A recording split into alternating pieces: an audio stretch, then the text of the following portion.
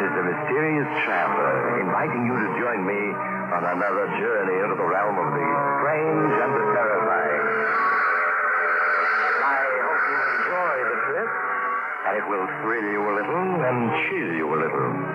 So settle back, get a good grip on your nerves, and be comfortable, if you can, as we meet an enterprising gentleman who knew all the angles, and he played them for all they're worth. I call his story, It's Only Money.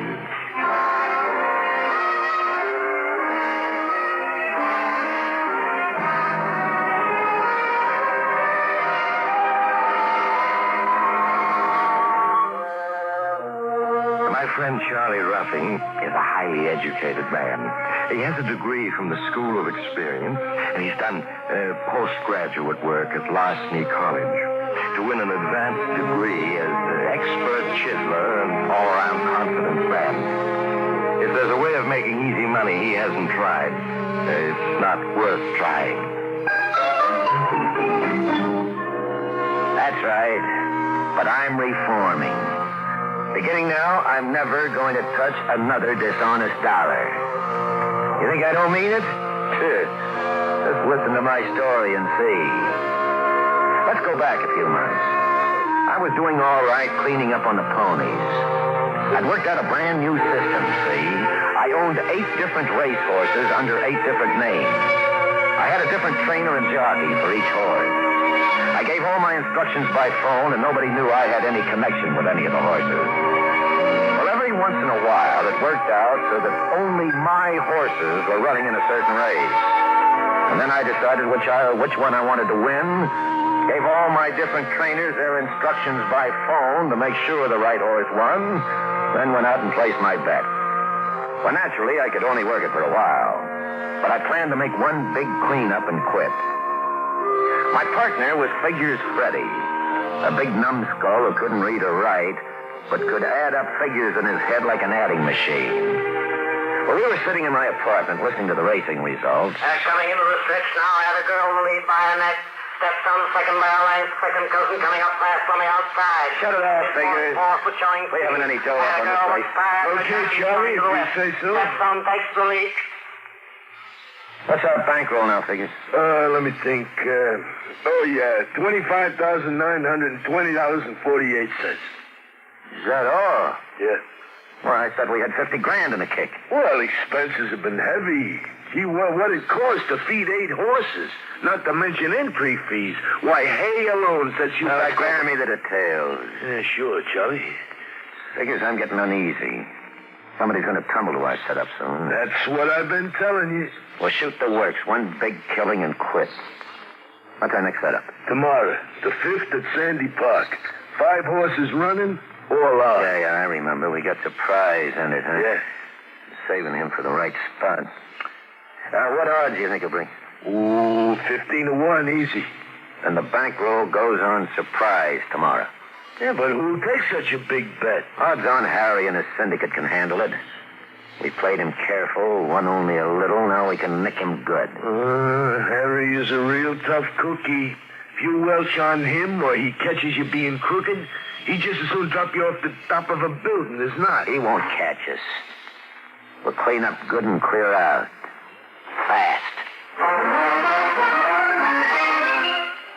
So I telephoned my trainers and instructions. Made sure Surprise would win. And me and Figures dropped up to odds on Harry's private bookie office the next afternoon. Well, Charlie, how's the boy? Drop in for business or just to cut up patches?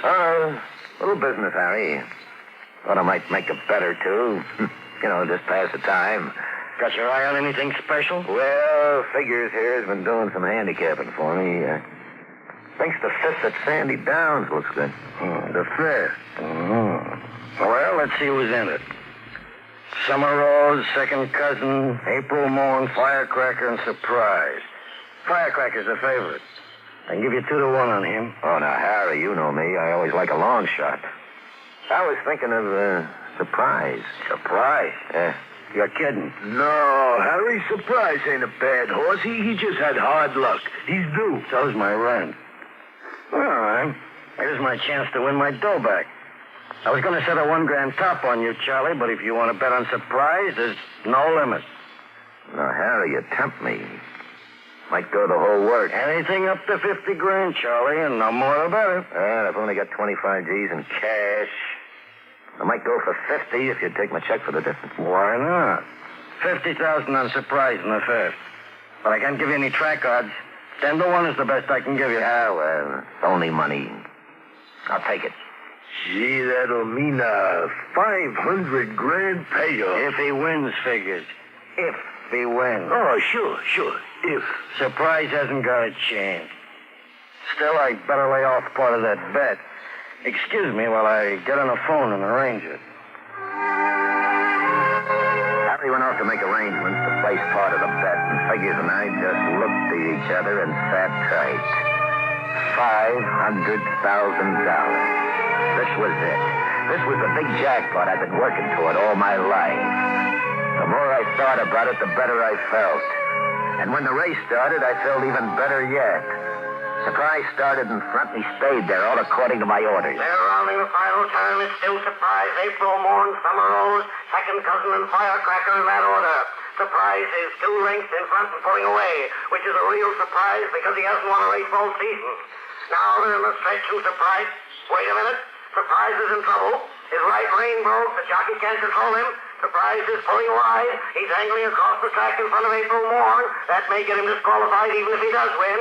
No, April Morn's gotten around him. April Morn is almost at the wire. She's over. Summer Rose second, Firecracker third, Second Cousin fourth, and Surprise, who had a race all wrapped up, has stopped. The jockey is getting off. Gosh, Charlie, he didn't win. Oh, he didn't, did he? I told you he didn't have a chance. Well, as you always say, Charlie, that's only money. Yeah, that's right. Only money. You want to settle up now, or are you going to bet on the 6th? No. I've had enough for today, Harry. Al, here's the $25,000 I have on me. I'll give you a check for the other 25. You do that, Charlie. The check will be good, won't it? Good. Well, sure. Hey, well, what's funny, Harry? You too, wise guy. You're funny. Well, what do you mean? You and your 8 different stables, Charlie. What an idea. You mean you know about it? Yeah, I just found out a couple of days ago. Oh, it was kind of clever in a way. But you see, Charlie, you went at it wrong. What do you mean, Harry? Charlie bought the horses, but I bought the jockey. I figure you two'd be aiming for that race, and I guessed it would be Surprise you set up to win. As soon as you made the bet, I got on the phone, and... do I need to blueprint the operation? But, Harry, that ain't honest. Isn't it? No. I'll take that check, Charlie. And if it bounces, so will you. From a 20th floor window. How do you like that? Odds on Harry had played me for a sucker. Me, Charlie Ruffing, honored graduate from the School of Experience. So what did I do about it? 2 hours later, Figures and me went on a plane heading out over the deep blue ocean. Gee, Charlie, there ain't nothing under us but water. I never knew there was so much water. Well, now you know. How far is it to the nearest land? How far, huh? About 1.5 miles. Oh, that near? Well, I guess I could swim that far. Which direction, Charlie? Straight down. Shut up, I'm thinking. Yeah, but Charlie... Oh, yeah, what is it? But why are we flying to Europe? Well, we've been moving so fast, I ain't be able to figure it out yet. I thought it was obvious. We gave odds on Harry a bad check for $25,000, didn't we? Yeah, I guess we did. And what'll he do when it bounces? Well, he'll come looking for us. And he won't be feeling friendly. No. So with my last dough, we buy tickets for Paris, France. Always heard it's cheap to live there. And it's a long ways away from odds on Harry. Once we get there, well, we'll just have to figure a new racket. So we reach Paris and get rooms in a flea bag of a hotel. And I think and think and think. And I haven't an idea. Well, I'm sitting in a little cafe with a glass of wine in front of me wondering if jail or starvation is better when Figures brings up a pal he's met someplace. Well, Figures never worries. He can't read, so the news and the papers don't bother him. And he hasn't brains enough to worry on his own account. Charlie, I want you to meet the Count. Count Alessandro. This is my pal, Charlie. It is a pleasure. Well, sit down, Count.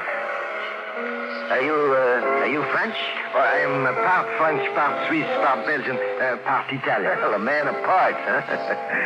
Have a drink. You're most kind. Garçon, another bottle of wine. Well, what's your racket, Count? Pardon?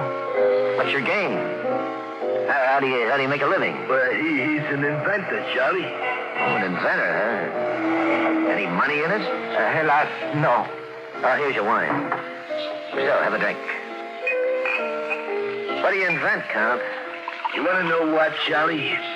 He's invented a machine for making money. What kind of money? Any kind of money, my friend. French, English, American. Well, then why aren't you rich? I dare not use my own invention. I must confess it, too timid. Oh? I am afraid of the police. But I live in hopes of meeting someone who will know how to cash out, as you say in America. Well, Count, you're beginning to interest me. I suspect you're trying to work a racket on me. But just the same, I'll take a gander at this money-making machine of yours. I figured this little Count Alessandro, as he called himself, was a phony. But I didn't have anything better to do, so I let him lead me in Figures to a room about as big as a mousetrap. And there he showed me a couple of big tanks full of some kind of green liquid. And a gadget like a camera, only with 3 lenses instead of 1. There, monsieur. I call it the photographic duplicator. It will duplicate anything printed or engraved, even the money. Especially money. Hey, show Charlie those French bills you turned out, Count. Oui, in my pocket. You see, Monsieur Charlie, 1,000-franc notes. Uh-huh. Hey, they look good. Boy, they look very good. Yes. Can you spend them? Oh, but yes. Except I am so timid. I'm afraid of the police. I am afraid to enlist aid from Les Apaches, our French gangsters. Oh? I have this wonderful invention. I don't even know what to do with Well, it. now, don't start weeping. You said something about American money. Let's see you make me some. Gladly, monsieur, gladly.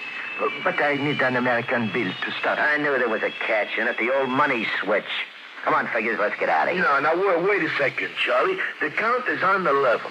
All he needs is a $1 bill. You see, that's to get the right paper. Then he needs a 10 to photograph, and that's all. And you get the 10 back. I'll bet I do. Come on. We got business elsewhere. I do not blame you, monsieur. Do I look like a great inventor? No. I am, how you say it, a mess. I have no courage. I am part French, part Swiss, part Belgian. And part phony. Now, I'll put up the dough, Charlie. You just watch.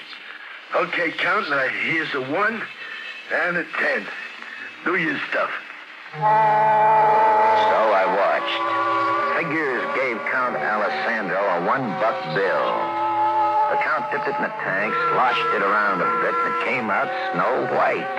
Just blank paper. Now he's got genuine paper to work with. You see, Charlie? Okay, Count. Turn it into a 10. So next the Count took a $10 bill and put it inside his funny camera. And then he dipped the blank paper that had been a 1 into a green solution. He took it out, dried it, and then he put it inside the camera, too. Turned on a bright light for about 5 seconds and took it out again. It was still blank. Sure, it's still blank, Charlie. That's got to be developed, like a photograph. Go ahead. Show him, Count. So the Count dipped the blank bill into a red solution. He sloshed it around. Gradually, it started to darken. It became light green, and then dark green. Then he took it out and he handed it to me. It was a $10 bill. So good, even a tax collector would have accepted it. There, you see, Charlie? Here's my $10 bill, and here's the... Photographic duplicate. Yeah. It's exactly the same, even the serial number. Hey, Maybe you got something here. Sure, we got two $10 bills where we only had one. And the extra one is genuine, too, Charlie. That's the first genuine counterfeit ever made. You see, Mr. Charlie, it's a great invention, yes? Count, this is the greatest invention since the parimutuel machine. And me and Figures are the boys to work it.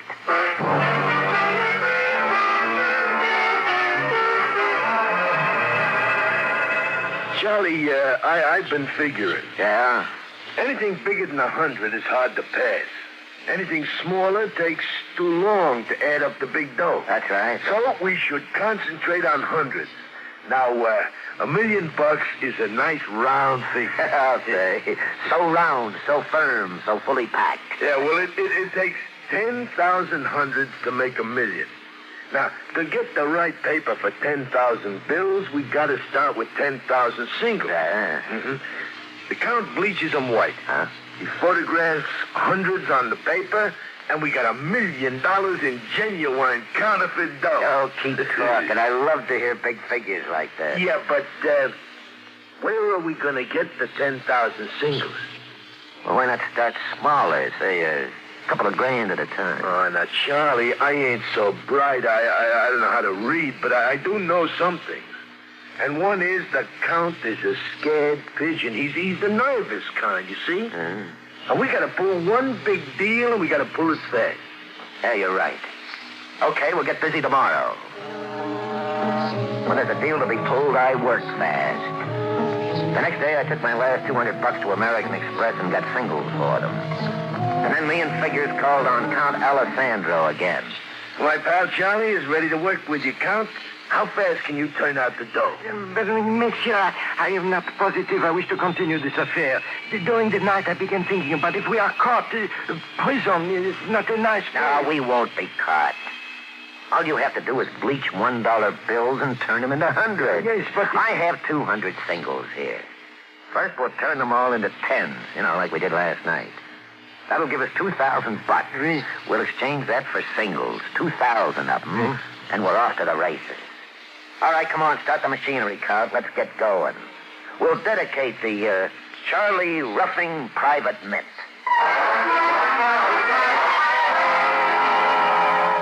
Well, we worked as fast as we could. It took a week to turn those singles into tens with a Count photographic duplicator. And then I had to exchange those tens for more singles.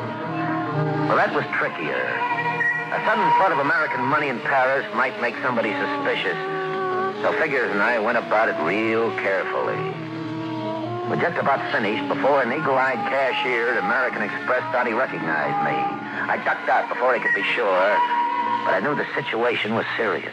What do you mean we got to stay holed up here, Charlie? I do not like it. The police, they may suspect something. Nobody suspects anything yet, but we got to play it close to our vests. In other words, these 2,000 singles are all we dare get together. Yeah, but that'll only give us 200 grand. Never mind. Get me back to the good old USA with $200,000 in the Count's formula, and in a year I'll own the joint. Figures and I rented the room next to the Count, and we buckled down to business. First, we bleached the 2,000 singles into clean white paper. Then we ran into an obstacle. Monsieur, I got to say it. We have not provided a $100 bill for me to photograph. Hey, that's right. What'll we do, Charlie? Well, we'll just get one, that's all. Yeah, but we got no cash left. We bleached it all white. For Pete's sake. Why, you stupid brain. Wait, monsieur. I recall. We have still in the camera the $10 bill from the last operation. Well, that's better. Make up about 510, see? That's for expenses and passage money. Once we start making the hundreds, we're not going to develop any of them.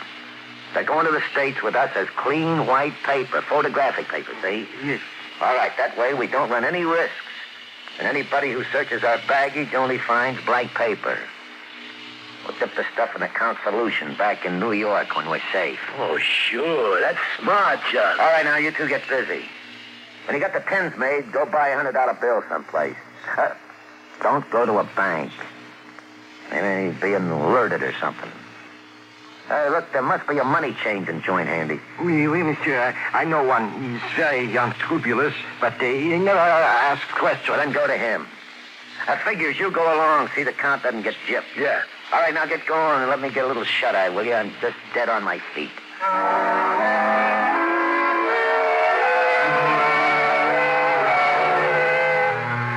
The next morning when I woke up, Charlie Ruffing's private mint was going full blast. While I was asleep, the count had made up 50 tens. He and Figures had bought a $100 bill, and it was in the camera with a blank paper being photographed at the rate of 1 a minute. Oh, $100 a minute. That was the kind of money I'd been aiming for all my life. Well, it took about a week to finish up the job, with me and Figures packing the white paper into a trunk. If a customs inspector looked at it, it was perfectly innocent. But when we got back to my apartment in New York, dipped it in account solution, it would become $200 grand in money so good it couldn't be told from the original. Figures wanted to develop a few of the hundreds for spending money, but I wouldn't let him touch one of them. I wasn't risking any last-minute slip-up, a raid by the cops or something. Well, we wrapped up the deal, left the count 10 of the blank hundreds for his cut, and we took off by plane with all that wonderful paper and several jugs of developer. The next afternoon, we were safely back in my New York apartment, getting down to business. Okay, Figures. Pour the jug of developer in the basin. Right, Charlie? Now, I'll open up this package of paper, and we will develop a little cash. That sounds good to me, Charlie. Well, that must be the boy from the delicatessen with the grub I ordered. I'll get it. Just bring it in, and we... Oh. Hello, Charlie. Surprise. Harry, you... And a couple of my boys. Come on in, boys. We want to keep this private. No, wait, Harry. I just got back from Europe. I swung a big deal. I got all the dough I owe you, and more, too. For your sake, I hope that's true. Also, I got a deal on, and I want to cut you in on it. But I'd like to talk about it in private. Can't the boys wait outside while we talk? All right, Charlie. For a couple of minutes. Now, wait here, boy, but come fast if I call. Now, just what is this deal you mentioned, Charlie? I'll give you 2 minutes to outline it. I can outline it in 1 minute. How would you like a half interest in the United States Mint? Harry got interested fast. I told him I'd fly back to Europe and bring Count Alessandro and his apparatus here. Harry and his syndicate would arrange for the distribution. Yeah, we could easily push $10 million a year of our special genuine counterfeit. Yeah, that appealed to him. That sounds good, Charlie. If true. Harry, we can demonstrate right on the spot. We've got the paper, we've got the developer. Figures. Yeah, Charlie. Develop a $100 bill for Harry. Sure, Charlie. Well, our first 100, Harry. We'll frame it for a souvenir, huh? How's it coming, Figures? It's turning green. Hey, you see Charlie there, Harry? Hey. I'll be a horse's uncle. Hey, I can see the figures in the corner. 100. Another couple of seconds, it'll be ready, and then I'll try. So you see, Harry, what a big thing this is? Yeah, we can develop an international syndicate. England, France, Switzerland, Sweden even. Yeah. Why, we'll load everything in sight before we finish. Okay, it's all done. Here it is, Harry. Hey, that sure does look pretty, doesn't it? Oh, beautiful. Yeah. Looks just like... Why, you two-timing chiselers. Huh? You double-crossing crooks. What kind of a gag is that? Something's wrong. Slug him. I'll fish you two. I'll make you so soft. Yeah. Catch him. Yeah, I got him. Lower him gently. Yeah. That's it. Now, let me see that $100 bill. Yeah. Oh, for the love of mud. What, Charlie? Trouble. Let's go. Fast. Down the fire escape.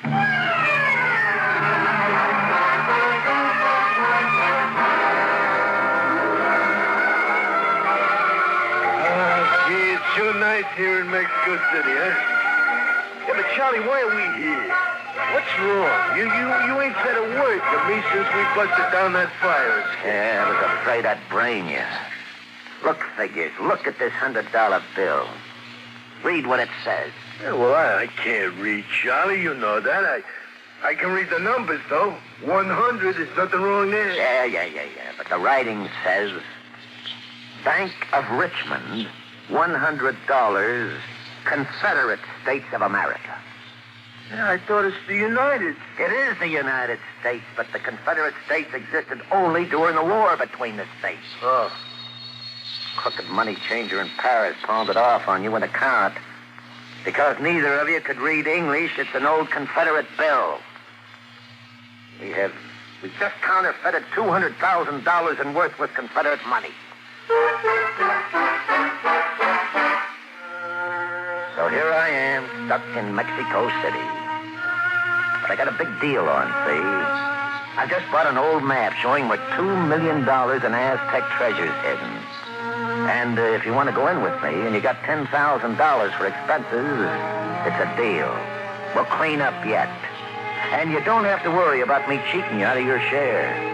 I'm taking a resolution for 1952.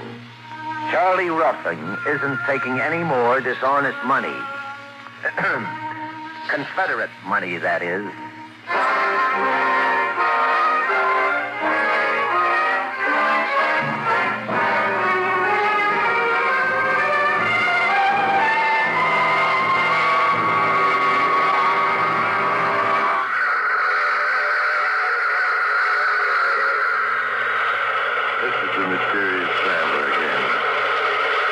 Too bad about poor Charlie's business ventures, isn't it? He has such brilliant ideas, and they always seem to go wrong. But some men are like that. I know a scientist who spent his life perfecting machines that turn gold into lead. And I have a friend, a ghost, who's mortally afraid of people. If you're one of these people for whom things never go right, I suggest you try turning yourself inside out. I can send you a man who... Oh, you have to get off here. I'm sorry. But I'm sure we'll meet again. I take this same train every week at this same time.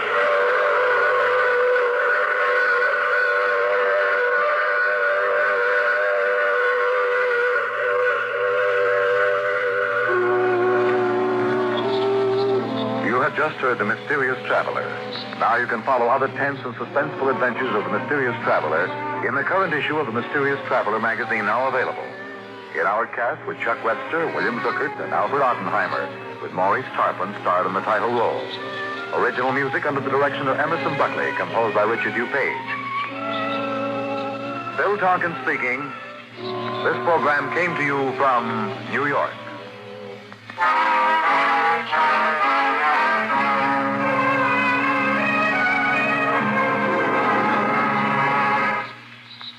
Do you like stories of mystery, of eerie adventure, of things dark and unseen?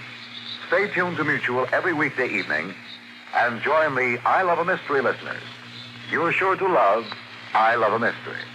This is the Mutual Broadcasting System.